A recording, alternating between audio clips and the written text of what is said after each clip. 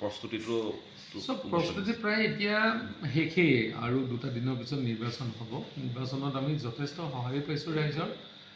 চৰকাৰখনৰ কাম কাজক লৈ ৰাইজ যথেষ্ট সন্তুষ্ট, সেইবাবে ৰাইজৰ সঁহাৰি পাইছোঁ। আৰু যোৱা সময়ছোৱাত আমি থাওৰা সমষ্টি আছিলে, থাওৰা সমষ্টিত কামো বহুত কৰা হ'ল আৰু চৰকাৰখনৰ কাম, নিজৰ কাম বা বিধায়ক হিচাপে যেনেধৰণে মানুহক লগ পাইছিলোঁ 5টা বছৰে, মাননীয় মুখ্যমন্ত্ৰী ডাঙৰীয়াই যিবিলাক কাম কাজ তেখেতৰ আৰু নতুন প্ৰজন্মৰ যিবিলাক আঁচনি, সকলোখিনি মিলাই বিশেষকৈ মহিলা সমাজে যথেষ্ট আমাক সহায় কৰিছে, সমৰ্থন জনাইছে আৰু 100% এইবাৰ জয় নিশ্চিত হ'ব।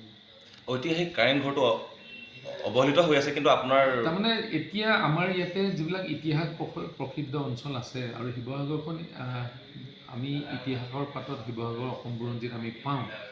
এই শিৱসাগৰ আমি যদি অনাগত দিনত টুৰিষ্ট ডেষ্টিনেশ্যন হিচাপে আমাৰ দেশী বিদেশী পৰ্যটকৰ কাৰণে চোৱা জেগা বহুত আছে, থাকিব পৰা জেগা নাই, কৰিবলগীয়া বহুত আছে। ইয়াত এটা প্ৰকল্পৰ কথা মাননীয় মুখ্যমন্ত্ৰী ডাঙৰীয়াৰ কথা পতা হৈছে আৰু পৰৱৰ্তী পৰ্যায়ত এই প্ৰকল্পৰ যোগেদি আমাৰ গড়গাঁও যিখন আমাৰ ৰাজকাৰেং আছে, সেই ৰাজকাৰেংখনক ধুনীয়াকৈ সজাই পৰাই পৃথিৱীৰ যাতে যিসকল পৰ্যটক আহে তেওঁলোকৰ চোৱাৰ এটা সুবিধাখিনি হ'ব। আপুনি এজন সফল বিধায়ক, কিয়নো আপুনি মুখ্যমন্ত্ৰীও প্ৰিয়, সকলোৱে জানে।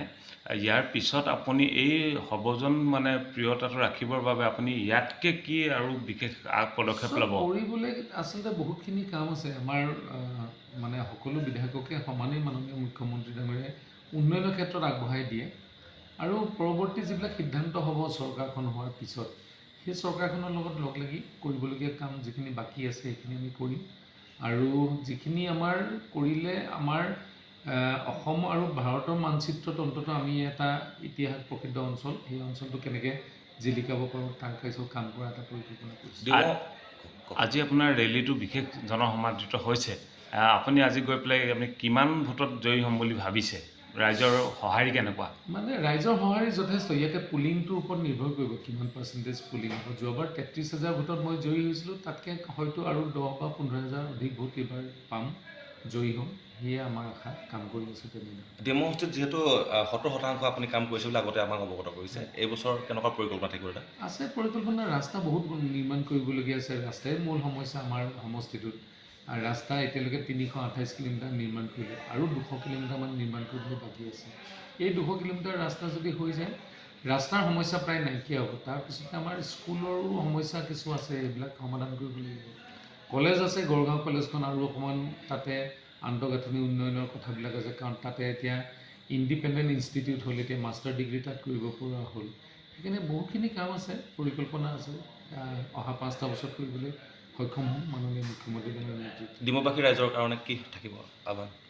ডিমৌবাসীৰ ৰাইজে এই নিৰ্বাচনটোত নতুন প্ৰজন্মৰ বাবে আমি ভোটদান কৰিব লাগিব। যিহেতু মাননীয় মুখ্যমন্ত্ৰী ডাঙৰীয়া আমাৰ নতুন প্ৰজন্ম, এখন দুৰ্নীতিমুক্ত এখন চৰকাৰ, নিজৰ এখন চৰকাৰ, যিখন চৰকাৰত আমাৰ সাধাৰণ ৰাইজে যেনেধৰণে চৰকাৰখনৰ পৰা বিচাৰে তেনেধৰণে যোৱা 5টা বছৰ চৰকাৰখনে কাম কৰিলে, বিধায়ক মন্ত্ৰীৰ হস্তক্ষেপ নাইকিয়া কৰিলে। আজি এনেধৰণৰ চৰকাৰ ইয়াৰ আগতে কেতিয়াও নাছিলে। নতুন প্ৰজন্মই অন্ততঃ আঁকোৱালি ল'ব, মহিলাসকলে আঁকোৱালি ল'ব আৰু ৰাইজৰ মাজত কাম কৰিবলৈ এবাৰ। দৈনিক শ শ লোকে যোগদান কৰিছে বিজেপিত ডিমৌ সমষ্টিত। আজিও বৰ্তমান সময়তো আমি দেখিবলৈ পাইছোঁ শ শ লোকে আপোনাৰ কাৰ্যালয়ত যোগদান কৰিছে। কি ক'ব তেওঁলোকৰ? যথেষ্ট সংখ্যক ৰাইজৰ চৰকাৰখনৰ প্ৰতি যিটো আস্থা আৰু বিশ্বাস, এই আস্থা আৰু বিশ্বাসে চৰকাৰখনৰ লগত তেওঁলোকে যাতে জড়িত হ'ব পাৰে। হয়তো আজি যোগদান নকৰাহেঁতেনো তেওঁলোকে ভোটদান কৰিলেহেঁতেন, কিন্তু নিজকে ভাৰতীয় জনতা পাৰ্টীৰ এজন সক্ৰিয় সদস্য হিচাপে দেশবাসীক যাতে সেৱা কৰিব পাৰে, সমাজখনক যাতে নেতৃত্ব দিব পাৰে, তাৰ বাবে তেখেতসকলে আমাৰ লগত সহযোগ কৰিছে। তেখেতসকলক আদৰণি জনাইছোঁ। নিৰ্বাচনৰ পিছতে ৰঙালী বিহু দাদা কেনেকুৱা? ৰঙালী বিহু এইবাৰ ভালেই হ'ব। ৰঙালী বিহুত ৰাইজে বিচৰা ধৰণে চৰকাৰখন হ'ব, ৰঙালী বিহু হ'ব।